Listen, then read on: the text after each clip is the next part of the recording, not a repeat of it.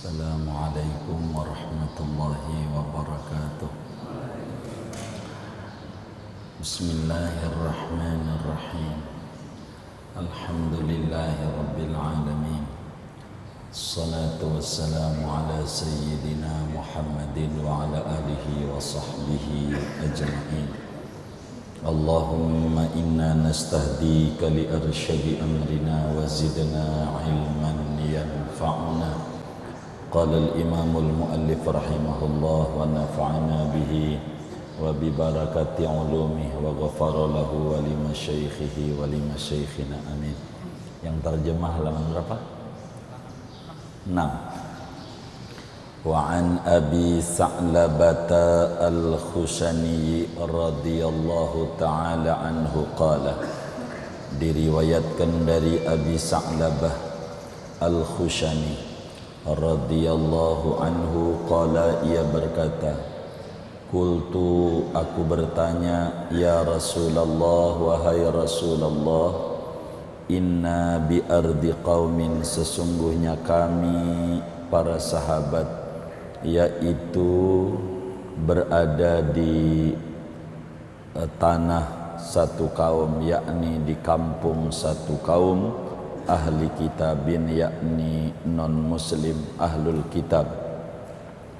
Afana'kulu fi aniyatihim, maka apakah aku boleh makan pada wadah-wadah punya mereka? Qala, menjawab oleh Nabi Muhammad sallallahu alaihi wasallam, la ta'kulu fiha, janganlah kamu makan pada wadah mereka, illa alla tajidu ghairaha, kecuali bahwa engkau tak mendapati akan selain wadah itu.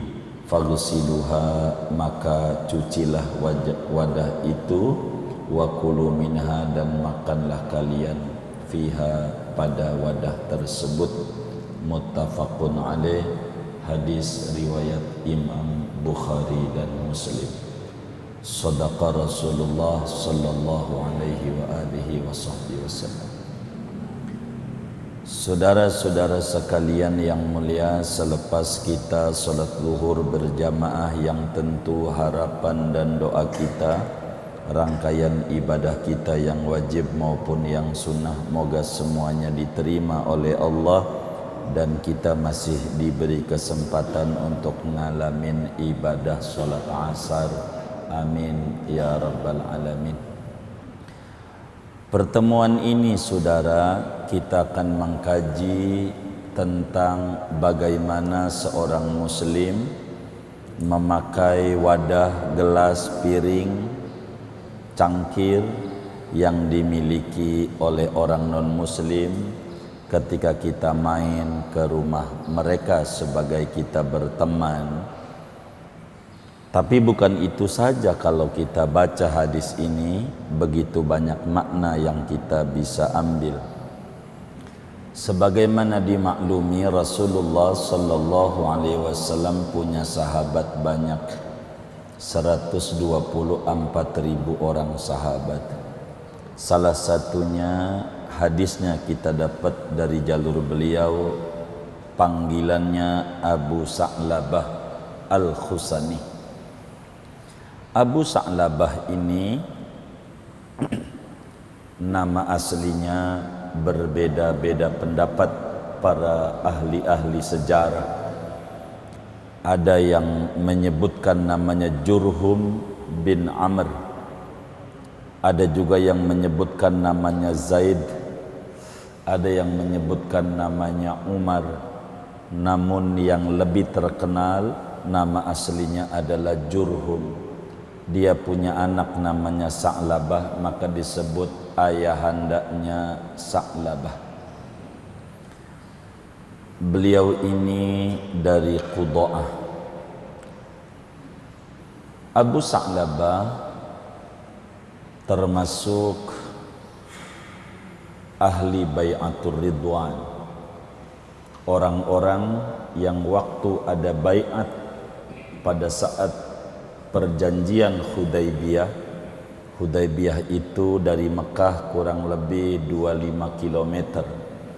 Di situ ada perjanjian besar Rasulullah dengan kafir Quraisy Mekah. 1.400 orang yang ikut, salah satunya Sayyidina Abu Sa'labah. Tentu memiliki kedudukan besar orang yang ikut pada Bai'atur Ridwan. Ketika Allah Subhanahu wa taala puji mereka di dalam Al-Qur'an, laqad radiyallahu 'anil mu'minina idh yubayyi'unaka tahta syajarati fa'alima ma fi qulubihim wa anzalas sakinata 'alaihim wa anzala wa asabahum fathan mubina, fathan qariba. Laqad radiyallahu ta'ala 'anil mu'minina idh yubayyi'unaka tahta syajarah. Demi sungguhnya Allah redha kepada orang-orang mukmin yang kala itu ikut membaiat di bawah pohon. Allah berikan keridhaan besar kepada Sayyidina Abu Sa'labah karena ikut pada Bai'atur Ridwan. Abu Sa'labah kemudian itu pergi ke Syam untuk dakwah di Syam, sampai akhirnya beliau meninggal di Syam pada tahun 75 Hijriah. Abu Sa'labah ini orang yang rajin bertafakkur. Setiap malam kadang keluar rumah, kayak kita juga keluar rumah, tapi beda ini. Beliau keluar rumah memandang langit, begitu, memandang keheningannya, ketenangan malam. Lalu dibandingkan dengan ketenangan Nabi Muhammad. Kata Abu Sa'labah, bila pengen tahu ketenangan malam, ketenangan Nabi Muhammad, tanya saja ama malam dan keheningannya. Malam bakal menjawab, saya tidak setenang Nabi Muhammad sallallahu alaihi wasallam. Habis tafakur lalu salat sampai subuh. Sampailah pada akhirnya pagi itu di tahun 75 Hijriah, anaknya Abu Sa'labah ketok kamar abahnya, kok enggak keluar sholat subuh. Dipanggil lagi, abah, enggak ada jawaban. Panggil lagi, abah, enggak ada jawaban. Ada apa ini? Dibuka pintunya, abahnya lagi sujud, enggak berani mendekat, kok enggak bangun-bangun. Ternyata meninggal dunia saat sujud dalam salatnya. Begitulah amaliyah-amaliyah para sahabat-sahabat Rasulullah SAW. Kajian kita, kata Abu Sa'labah, qultu ya Rasulullah, aku berkata, ya Rasulullah. Ini namanya adabnya para sahabat tinggi sama Nabi Muhammad. Tidak berani sama Nabi Muhammad para sahabat manggil ya Muhammad, kecuali orang primitif dari pedusunan yang tidak mengenal tata sopan baru memanggil ya Muhammad. Tapi para sahabat akhlaknya begitu tinggi, mengikuti akhlak Allah dan mengamalkan perintah Rasulullah. Takhallaqu bi khuluqillah, Anda berperilakulah seperti perilakunya Allah, di mana Allah Subhanahu wa ta'ala yang mencipta jagat raya, termasuk mencipta Nabi Muhammad sallallahu alaihi wasallam, dan bahkan Nabi makhluk yang paling dicintai oleh Allah. Tidak pernah di dalam Al-Quran dari awal Al-Fatihah sampai ujung An-Nas menyebutkan langsung nama kekasihnya Muhammad sallallahu alaihi wasallam, melainkan dengan sebutan puji-pujian. Tidak seperti nabi yang lain.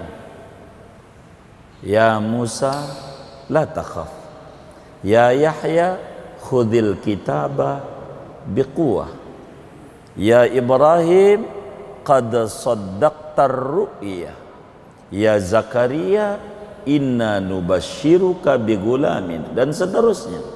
Tapi sama Nabi Allah tidak menyebutkan namanya, akan tetapi dengan sebutan puji-pujian. Ya ayyuhan nabiyyu inna arsalnaka syahidan, ya ayyuhal muzammil qumil laila, ya ayyuhal muddassir qum fa'andir, dan seterusnya.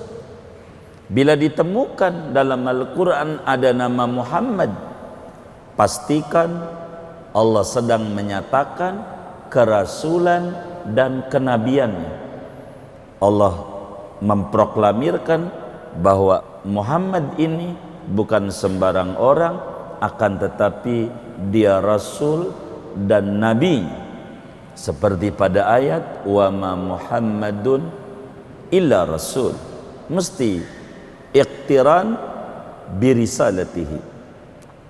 Wa makana Muhammadun aba ahadin min rijalikum walakin Rasulullah wa khataman nabiyyin, iqtiran birisalah wa nubuwah. Muhammadun Rasulullah walladzina ma'ahu asyidda'u 'alal kufar rahama'u bainahum, iqtiran disertakan kerasulan Nabi Muhammad, pangkatnya disebut. Sebab akhlak Allah, dan Allah nyuruh umatnya, la taj'alu du'a ar-rasuli bainakum ka du'ai ba'dikum ba'da. Jangan sampai Anda memanggil Rasul seperti memanggil Anda kepada kawan Anda. Maka para sahabat mengamalkan Al-Quran, tidak memanggil ya Muhammad, akan tetapi ya Rasulullah. Begitulah akhlak mulianya para sahabat. Ini namanya at-ta'addub bi Rasulillah, bersopan santun kepada baginda kita Nabi besar Muhammad sallallahu alaihi wa alihi wa sahbihi wasallam. Kata Abu Sa'labah, ya Rasulullah, inna bi ardi qaumin ahli kitab. Kami ini ada di negeri satu kaum non muslim. Ahlul kitab itu maksudnya Yahudi dan Nasrani.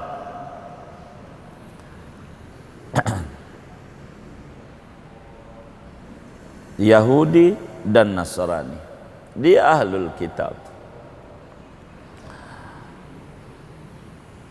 Non muslim, tidak muslim, tidak. Sebablah mereka berlebihan menuhankan selain Allah. Wa qalatil yahudu Uzair ibn Allah, wa qalatin nasara Isa ibn Allah, mal masih ibn Allah awalnya. Maka mereka berkata Uzair adalah anak Tuhan, sementara Nasrani Isa adalah anak Tuhan. Laqad kafara alladziina qalu innallaha faqir wa nahnu aghnia. Allah butuh amanah, begitu. Maka saudara, kata Sayyidina Abu Sa'labah, afanaqulu fi aniyatihim, bolehkah ya Rasulullah kami makan pada piring, minum pada gelas mereka? Kenapa pertanyaannya seperti ini?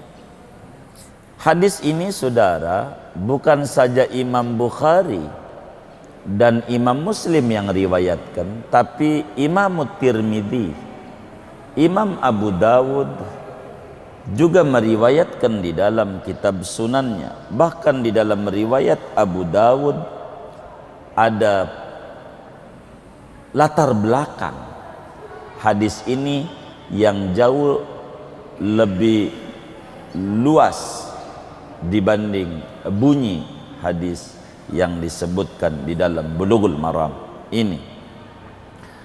Kata Abu Sa'labah di dalam Sunan Abu Dawud, inna nujawiru ahlal kitab, ya Rasulullah, kami hidup berdampingan dengan non-muslim, bertetangga dengan non-muslim, ahlul kitab. Wahum yatbakhuna al-khinzir wa yashrabuna al-khamra. Mereka itu suka makan daging babi. Mereka itu suka masak daging babi, makan daging babi. Mereka suka minum khamar. Begitu di dalam hadis Abi Dawud. Bagaimana ini ya Rasulullah? Bolehkah saya makan pakai piring mereka? Bolehkah saya minum gelas mereka? Kami kan bertetangga, satu komplek. Begitu. Dalam riwayat Imam Abu Dawud, Nabi menjawab, in wajadtum ghairaha fakulu fiha. Kalau ada yang lain saja. Begitu.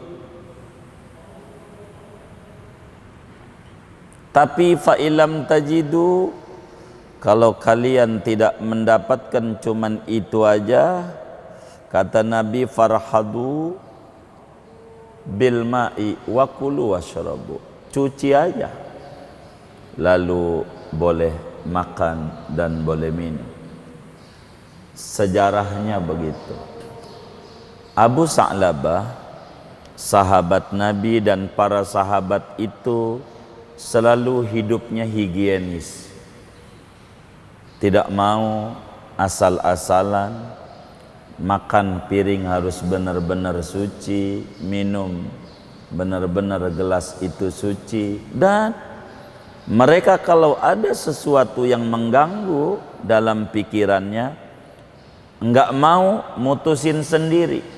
Apalagi nyari-nyari Google, emang belum ada juga. Tapi mereka bertanya, karena memang Allah suruh, fas'alu ahla dzikri in kuntum la ta'lamun. Tanya sama ahli ilmu jika Anda tidak tahu. Maka bila ada yang mengganggu pada jiwanya, boleh enggak ini? Enggak tahu. Udahlah, embat aja. Tidak, sahabat. Maka bertanyalah kepada ahli ilmu, kepada gurunya, Habibuna Muhammad sallallahu alaihi wa alihi wasallam. Dalam hadis ini, inna bi ardi qaumin ahli kitab. Kami ini ada di negeri non-muslim. Kami bertetangga dengan orang non-muslim, ahlul kitab.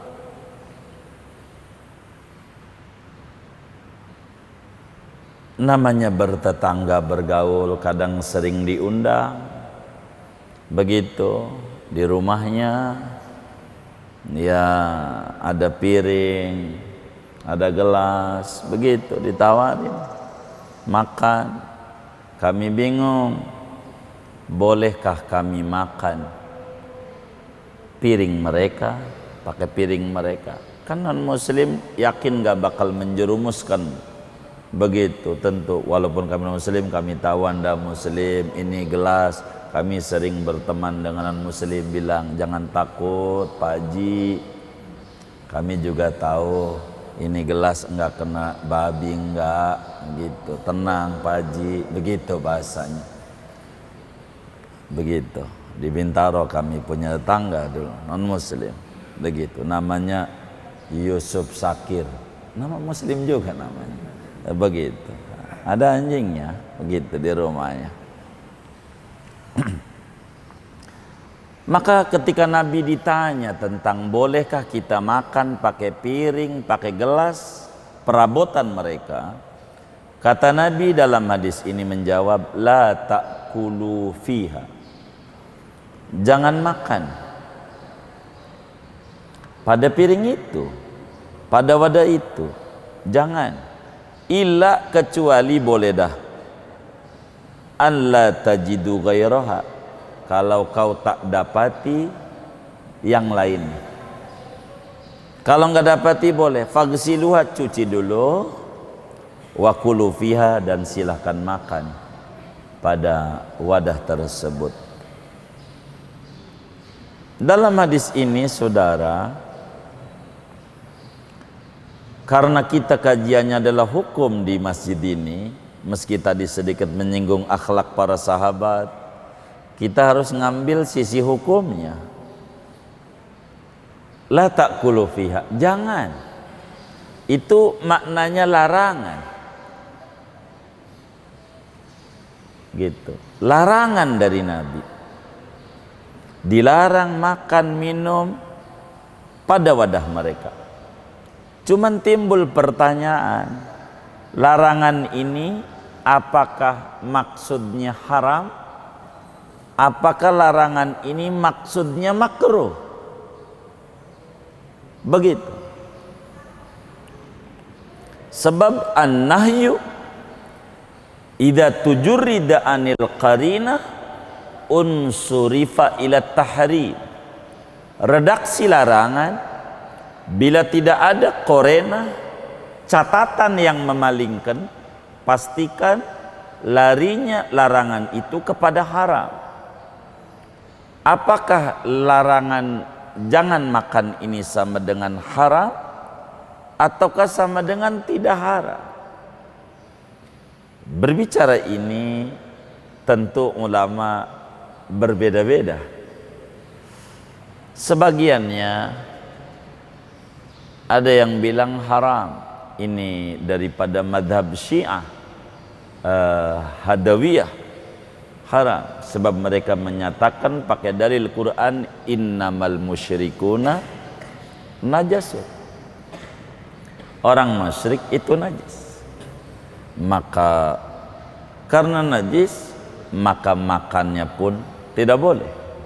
Begitu kata mereka. Namun ini pendapat adalah dhaif. Sebab enggak begitu. Quran bilang wa ta'amul ladzina utul kitaba halul lakum. Ahlul kitab itu punya keistimewaan dibanding yang lain. Makanannya, ya sembelihan mereka boleh kita makan, ahlul kitab. Perempuan mereka boleh kita nikahi. Ini ada keistimewaan ahlul kitab dibanding musyrik yang lain.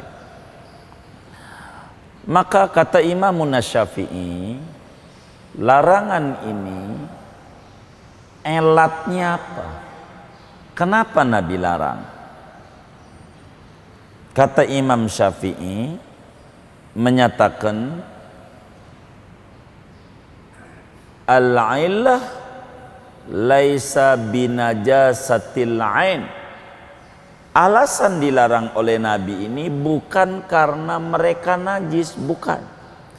Tapi seperti apa yang dijelaskan di dalam Sunan Abu Dawud, karena kebiasaan mereka makan daging babi, kebiasaan mereka minum arak.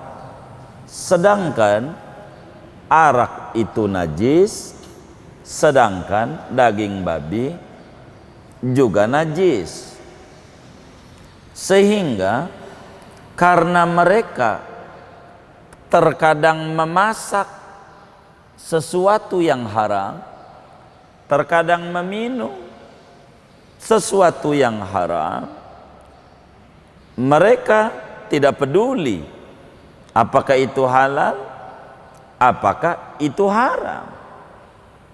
Jadi sehingga larangan ini bukan pada bendanya, tapi pada perilaku kehidupan mereka, yang tentu tidak semuanya juga begitu. Sehingga jangan di sini maknanya adalah makruh. Makruh.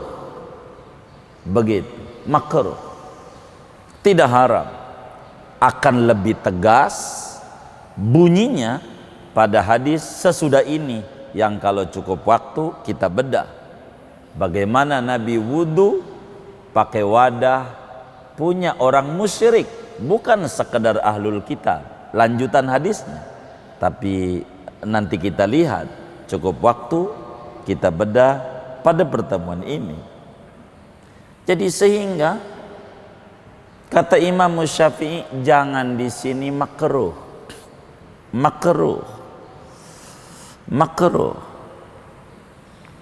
sehingga hukum yang bisa kita ambil dari hadis ini adalah makruh hukumnya menggunakan wadah-wadah milik non muslim, dengan catatan kalau masih mendapati wadah yang lain. Makruh kalau masih ada wadah yang lain. Lah kalau timbang cup aqua, ya kan, cup air mineral, lah kan mereka kagak minum cupnya, ya kan, minum. Ini bagaimana ya, kan cupnya dipegang mereka. Ini tasyadud, nyulit-nyulitin diri. Islam gak kayak begitu, minum aja gak apa-apa. Begitu yang kayak begitu boleh, sebab asal segala sesuatu adalah suci kecuali ada dalil yang menunjukkan najis. Ini kan berbicara ikhtiyat, preventif. Kata Nabi sebaiknya jangan, makruhlah menggunakan wadah-wadah orang-orang non muslim, dengan catatan kalau masih ada wadah yang lain. Begitu. Kenapa? Sebagai ikhtiyar. Karena itu kalau tidak ada wadah yang lain, emang itu aja, maka sebaiknya dicuci aja. Kadang kita aja mau makan di satu pesta muslim, dilap-lapin pakai tisu. Itu kan higienis namanya. Emang itu diajarkan oleh Nabi Muhammad sallallahu alaihi wa alihi wasallam. Kalau memang nggak ada, nggak apa-apa, cuci dulu, bersihin, cuci, biar entenya nggak muncul was-was. Kalau udah dicuci, ente kan yakin ente yang nyuci, begitu, nggak apa-apa, begitu, nggak makruh, begitulah. Jadi kalau tidak ada wadah, maka cuci saja. Sesudah dicuci, silahkan makan, silahkan minum, karena larangan itu larangan karena makruh, karena kotor saja, bukan karena bendanya pasti najis. Enggak karena itu. Sehingga ketika Nabi menyatakan fagsiluha, cuci, ini amarnya lin nadbi, perintahnya karena sunat cuci, supaya tidak timbul keraguan-raguan, bukan karena wajib dicuci. Karena umumnya mereka pun juga paham menjauhi najis juga sebagai manusia, begitu. Dari hadis ini bisa difahami, boleh saja kita wudu, boleh saja kita mandi menggunakan ember, bak yang dimiliki oleh orang-orang kafir. Boleh saja, hanya makruh sebab asal benda itu adalah suci, kecuali ada dalil-dalil difahami bahwa boleh kita bergaul dengan non-muslim, berdagang dengan non-muslim, berteman dengan non-muslim, tidak dilarang. Islam tidak kaku. Ama non-muslim aja suruh baik, itu muslim, apalagi ama saudara seagama. Timbang beda dikit aja udah musuhan, pengennya berantem mulu. Maulid dan mengagam maulid berantem, padahal nabinya sama, Tuhannya sama, kitab sucinya sama. Mau ngapain? Amanon muslim kita diajarkan oleh Rasulullah sallallahu alaihi wasallam baik. Ini kan bilang Abu Sa'labah, inna nujawiru ahla kitab, kami bertetangga. Enggak kemudian Nabi jangan enggak, itu non muslim. Tuh akhlak Islam tuh kayak begitu. Dan memang Nabi suruh wa khaliqin nas bi khuluqin hasan, berperilakulah anda kepada orang-orang, samakah dia Islam, samakah dia non muslim, bi khuluqin hasan, dengan akhlak yang baik. Inilah Islam, enggak kaku. Itu mah ya Rabbana, timbang beda calon presiden pilihan aja udah ribut aja grup WA, mana semasjid lagi. Begitu, ada nggak kayak begitu? Ini yang mana orangnya ini? Ya Allah, sekampus begitu, nggak usah begitu. Dia rakyat Indonesia, dia rakyat Indonesia, sama aja. Nggak kayak gitu-gitu aja. Kita mau berantem yang ngono akur, yang atau jadi presiden, yang atau jadi menteri, akur, ngobrol-ngobrol, ketawa-ketawa. Kita masih kagak akur mulu. Gua ogah ke masjidnya dia, najong banget, najong bahasanya. Apa itu? Hanya beda begitu. Mau ngapain? Jiwa harus lebar.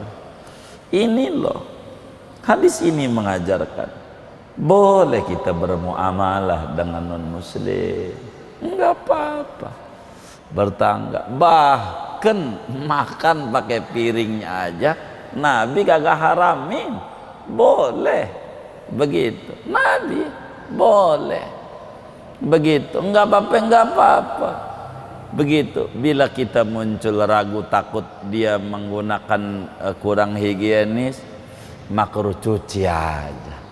Kan Nabi enggak nyulitin jadi musuhan. Inilah hidup saudara, enggak kaku Islam itu. Islam yang dibawa oleh Rasulullah SAW adalah Islam yang tawazun, la syarqiyah wala gharbiyah, yakadu zaituha yudhi'u walau lam tamsashu nar, nurun ala nur. Islam ini tidak ekstremis, tidak liberal. Islam itu adalah enak, mengenakan, murah, tapi bukan murahan ajarannya. Semuanya diatur oleh Islam, akhlak yang baik. Kita berbisnis silakan, enggak apa-apa. Saya kasihan itu ada saudara-saudara kita, emang dasar Cina, pada di rumahnya ada kosmos. Siapa yang kayak begitu? Cina emang juga 9 naga gitu. Kayak apa itu dia? Jangan menghina ras. Begitu, bukan kami juga bergaul dengan mereka, kenal juga enggak. Gitu, enggak begitu. Kan kita ada yang terlahirnya di Indonesia, yang terlahirnya di Arab, ada yang terlahir. Ini kan enggak boleh, sama-sama makhluk Allah. Jangan begitu. Jangan kita enggak suka sama perilakunya, lalu kemudian bangsanya yang dibawa. Itu akhlak tidak baik. Apalagi kemudian bangsanya bangsa Arab lebih parah. Kata Nabi, ahibbul Arab, cintailah Arab, li salasin, 3 faktor ini aja dah. Li anni Arabiyun, saya ini bangsa Arab loh. Begitu kata Nabi. Kalau kita menghina Arab, ujungnya bakal menghina Rasulullah SAW. Dan itu bahaya. Begitu saudara. Maka kita ndak usah. Ya.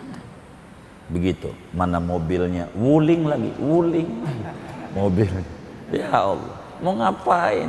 Produk dia, HP-nya aja dari sono juga. Mau ngapain? Jadi bahasa itu yang manis. Orang non muslim tidak kenal Islam dari Al-Quran. Orang non muslim tidak kenal Islam dari hadis. Orang non muslim kenal Islam dari perilaku muslim. Maka muslim dididik. Betapa Abu Khaisamah saudara bergaul, bahkan bertetangga. Enggak apa-apa. Jadi enggak kayak gitu-gitu amat kita jadi orang. Kita harus baik. Ama non muslim aja kudu beradab. Bagaimana ama sesama muslim? Bagaimana kalau muslimnya adalah anak cucunya Rasulullah? Bagaimana kalau muslimnya ulama? Ya kita harus hormat dah. Kita nggak ada apa-apanya. Jangan mau dibenturin begini begitu. Aduh. Kita no komen dah. Lihat akhlak para sahabat. Dan kita mau ngikut siapa lagi? Ashabi kan nujum. Bi ayyihi muqtadaitum ihtadaitum. Sahabatku itu bak bintang di langit yang menyinari alam raya. Ikuti mereka. Maka kita jadi muslim berakhlak baik. Jangan tidak baik.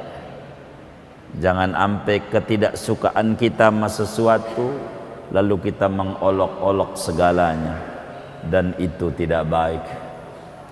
Mari kita berperilaku santun, berperilaku baik. Silakan Anda menyukai seseorang, tapi tidak pula menghina rasnya, dan itu tidak baik. Karena bukan mau kita, mau Allah. Kalau udah mau Allah, hidup kita ini saling kenal mengenal. An-nasu suwasiyatun, manusia sama. Maka kita harus punya perilaku yang baik. Lebih-lebih orang akademisi yang memiliki pengetahuan dan seorang cendekia, kita tidak boleh menghina ini, menghina itu. Bila ada oknum yang tidak baik, jangan menghina rasnya. Bila ada tokoh nggak baik, jangan menghina rasnya. Dan itu bukan perilaku yang islami, tidak baik dan tidak benar dalam Islam. Apalagi kita bangsa Indonesia yang punya falsafah Pancasila, kemanusiaan, bukan sekedar adil, tapi harus punya adab, kemanusiaan yang adil dan beradab. Dan ini harus diamalkan. Saya rindu pengen ada PMP dalam sekolah-sekolah itu. Harus ada pendidikan sejarah dalam sekolah itu. Kalau tidak ada itu, kemerdekaan yang ada hanya sekedar slogan-slogan tanpa ada makna dan esensi di dalamnya. Makin kesini nanti bukannya makin matang, tapi malah kembali ke zaman nol, dan itu sebuah kerugian. Mari kita pelajari hadis-hadis Nabi ini, betapa indahnya Islam dan betapa luhurnya ajaran yang dibawa oleh Nabi besar Muhammad sallallahu alaihi wasallam. Bila ada muslim berperilaku tidak baik, bertutur tidak baik, menulis di medsos sesuatu yang tidak baik, saya yakin karena mereka jauh dari cahaya Nabi Muhammad, karena mereka kurang kenal tentang siapa Nabi panutannya. Pelan-pelan kita belajar Bulughul Maram supaya kita sampai kepada titik tujuan, bukan sekedar pada hukum, tapi akhlak yang ditanamkan dalam setiap hadis demi hadis, perilaku yang dicontohkan oleh sahabat yang menjelaskan hadis itu adalah perilaku-perilaku luhur yang patut untuk kita teladani dan kita contoh dalam kehidupan kita sehari-hari. Kurang lebih saudara sekalian, inilah sekelumit makna dari lautan makna sabda-sabdanya Rasulullah. Masih banyak sebetulnya, tapi ada tinjauan itu gramatikal yang tidak cocok kalau kita kajian di kampus ngaji nahwu sorok, bisa sarap kita. Begitu puyeng memahami itu, tapi bukan itu pada kajian kita. Kalau nahwu bakal ebak di sini maknanya apa ilsok, apa makna dhoroh, itu panjang, dan itu bukan kajian yang harus disampaikan di masjid kampus, karena bakal jadi puyeng kalau udah ngomongin ke sini vocabulary dan seterusnya. Tapi kita kajian hukum dan akhlak yang kita bisa ambil dalam kajian kita, dan ini sekelumit yang bisa untuk disampaikan. Mohon maaf ada yang ditanya mungkin dari materi ini atau dari sebelum hasil. Oh, doa saja. Kata ketua masjid itu suruh doa. Sudah, katanya sudah. Baik, saya dibilang dalam pepatah Arab, ad-dhaif kal mayit. Gitu. Tamu itu kayak mayit. Kita ngikut sama tuan rumah. Pertemuan mendatang, insya Allah pertemuan datang. Baik, kita baca Fatihah. Yang pertama untuk kemerdekaan negeri kita. Yang ke-78, kita berdoa untuk para pejuang-pejuang Islam yang rela menumpahkan harta, benda, jiwa, raganya demi supaya kita belajar tenang, supaya kita berpendidikan tenang, supaya kita bekerja dengan tenang, supaya kita berumah tangga dengan tenang, supaya kita berlingkungan dengan tenang, tidak ada gangguan-gangguan daripada penjajah. Mereka rela itu, kitalah baca Fatihah untuk mereka, karena inilah yang minim kita bisa baca. Kita doakan para pejuang-pejuang negeri ini dari Sabang sampai Merauke, mudah-mudahan kubur mereka menjadi raudhah min riyadil jannah. Segala jasa-jasa mereka demi memerdekakan kita punya negeri ini, semuanya dicatat mereka amalnya sebagai syuhada indallah, dan kita mendapatkan keberkahan mereka, mendapatkan cahaya-cahaya mereka sebagai generasi penerus. Kita bisa melahirkan dan bisa mencontohkan dan mengisi kemerdekaan ini dengan warna-warna kebaikan, sehingga kita betul-betul bukan sekadar slogan kita cinta negeri, tapi diteruskan dengan amaliyah-amaliyah yang mulia yang ditanamkan oleh mereka para leluhur-leluhur kita. Bitilkan niat wa da'awat. Al-Fatihah.